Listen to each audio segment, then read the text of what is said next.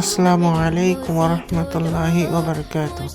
প্রিয় দর্শক, আপনারা সকলে দেখতে পাচ্ছেন যে আজ বেলডাঙ্গা যে বাবরি মসজিদ উন্নয়নের কাজ শুরু হয়েছে, সেখানে জুমার দিনে লাখ লাখ মানুষের ভিড়। দূর দূরান্ত থেকে সব মানুষ ছুটে এসেছে এই বাবরি মসজিদে জুমার নামাজ আদায় করার জন্য। আপনারা দেখতে পাচ্ছেন যে কত মানুষ এখানে নামাজ পড়ার জন্য হাজার হাজার দেশ থেকে সব ছুটে এসেছে। তো আপনারা ভিডিওর শেষ পর্যন্ত দেখুন।